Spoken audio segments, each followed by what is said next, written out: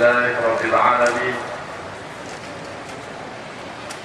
وبه نستعين على أمور الدنيا والدين أشهد أن لا إله إلا الله الرحمن الرحيم وأشهد أن محمدا عبده ورسوله من آخر الأنبياء والمرسلين.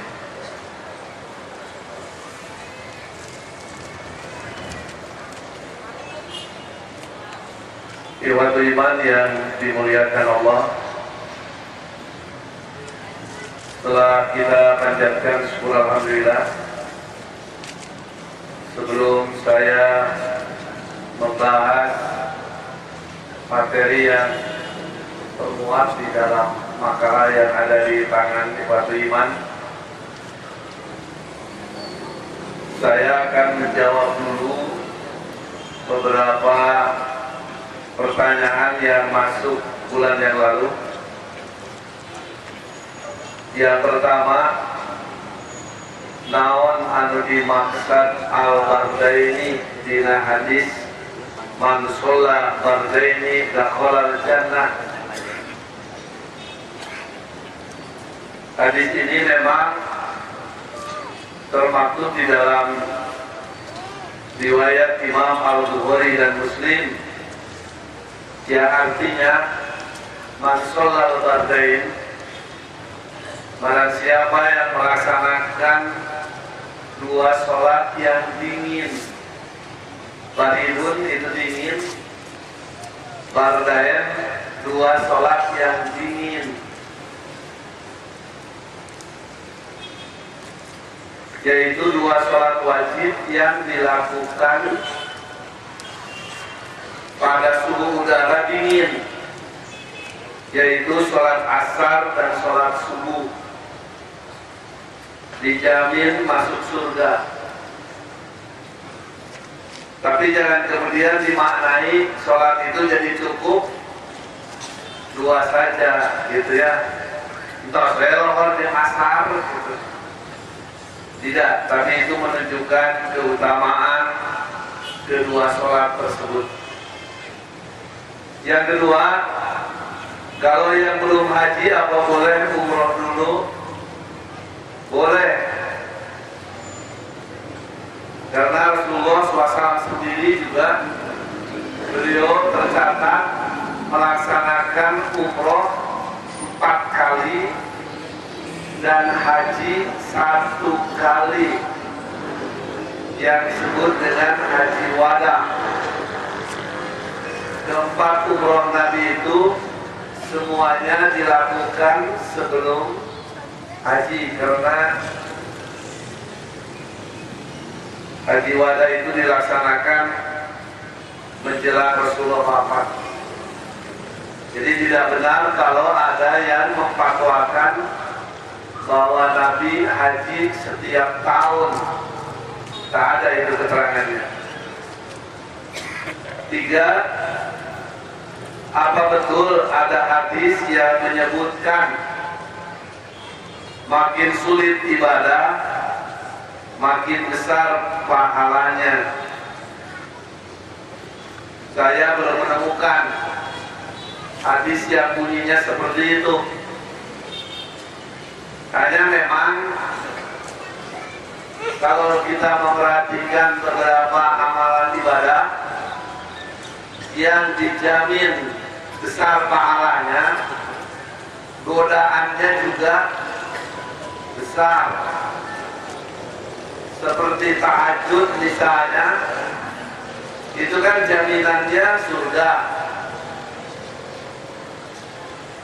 Kemudian jihad, perang membela agama juga jaminannya surga.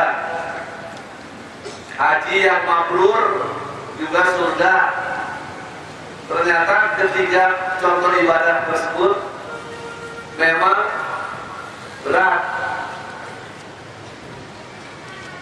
Belum semua orang bisa tahajud. Di zaman Nabi ada sahabat saputing tahajud, besoknya enggak lagi. Beritanya sampai kepada Nabi. Apa komentar Nabi? Laka rojulun balas syaitonu fi udunaihi.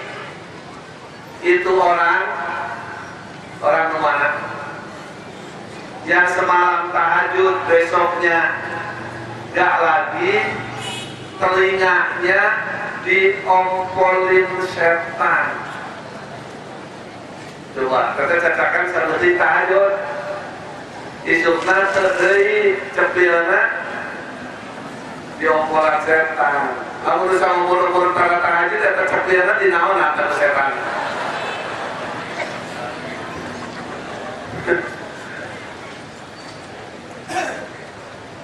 Yang berat bukan sholatnya, naon anjing,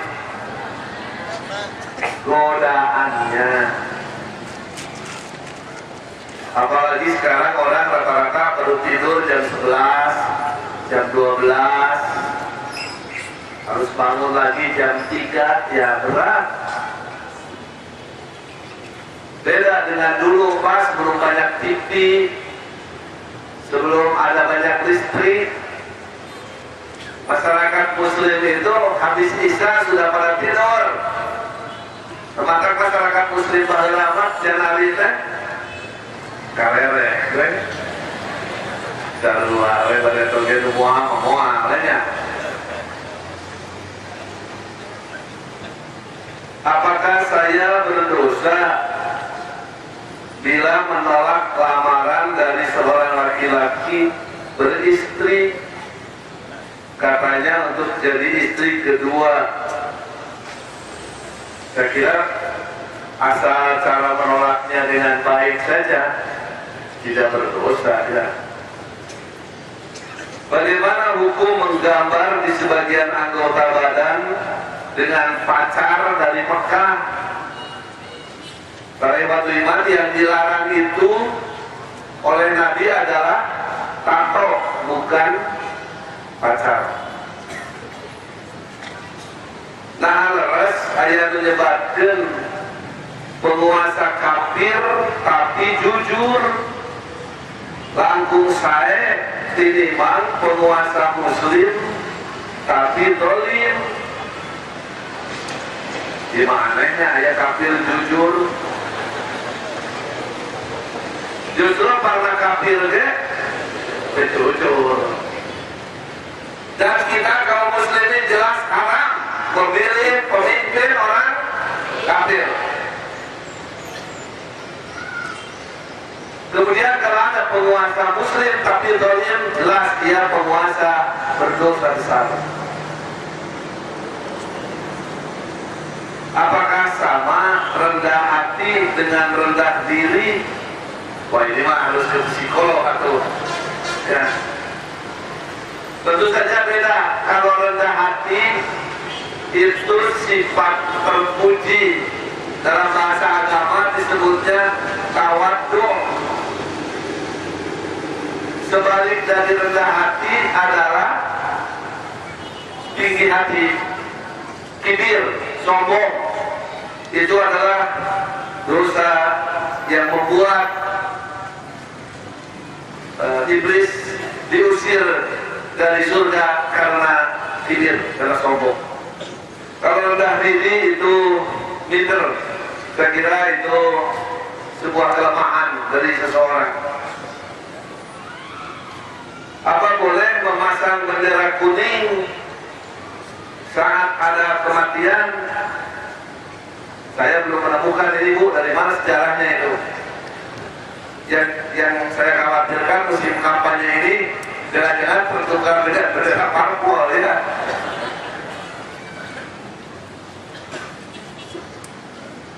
Baiklah, saya kan bulan yang lalu sedang membahas mengenai kejadian manusia dari sudut pandang Al-Quran, tapi sehubungan dengan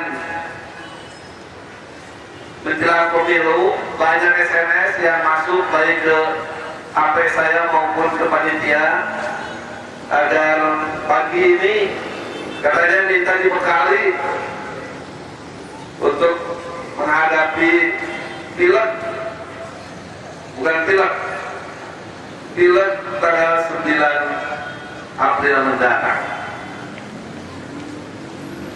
Saya sebenarnya lebih banyak tadarus masalah ini, oleh sebab itu mohon diperhatikan. Dalam Islam, sekarang ini kita sudah menyaksikan bagaimana hiruk pikuk menjelang pemilu legislatif 9 April. Para tokoh partai politik, para calon anggota legislatif sudah sibuk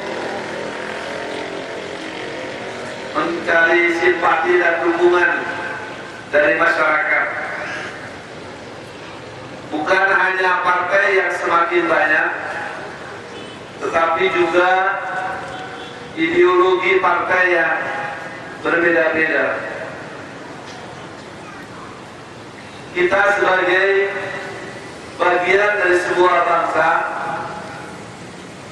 Indonesia, tentu saja tidak bisa melepaskan diri dari keterlibatan, minimal keterpengaruhan dengan perkembangan situasi politik yang terjadi. Apalagi jika kita kaum muslimin menyadari bahwa persoalan politik dan pemerintahan adalah bagian integral, bagian tidak terpisahkan dari ajaran Islam, bagian dari syariat Islam. Para ikhwatu iman, selama ini sebagian kaum muslimin banyak yang kalau mendengar kata syariat Islam, itu yang terbayang dalam pikiran mereka hanya sebatas rukun Islam yang 5.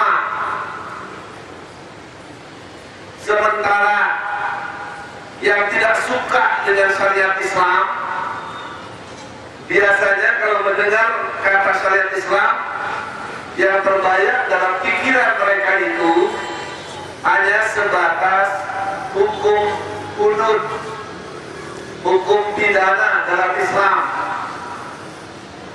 Kalau mendengar syariat Islam itu yang terbayang potong tangan bagi pencuri, rajam bagi penzina, dan cambuk bagi pemabuk. Itu jelas pemahaman yang tidak proporsional, tidak benar. Spektrum atau cakupan dari ajaran Islam itu sangat luas, menyangkut masalah akidah alias keyakinan, masalah ibadah, masalah muamalah, hubungan antara kita dengan sesama, termasuk akhlak di dalamnya, masalah istimewa sosial kemasyarakatan, masalah iktisadia, ekonomi, masalah tarbiyah, pendidikan, masalah thaqafah, kebudayaan, masalah difa'iyah wal amni, pertahanan dan keamanan, termasuk juga masalah siasah wal hukumah, masalah politik dan pemerintahan. Hanya karena selama ini pengajian-pengajian, halakoh-halakoh lebih didominasi materi pembahasannya itu seputar masalah akidah, masalah ibadah, masalah muamalah, atau kalau ada yang mengadakan pengajian dalam rangka pernikahan, dibahas masalah munakahah, pernikahan. Sehingga ketika dibahas masalah ekonomi, masalah budaya, masalah sosial, masalah politik, masalah ketatanegaraan menurut ajaran Islam, banyak kaum muslimin yang terkaget-kaget.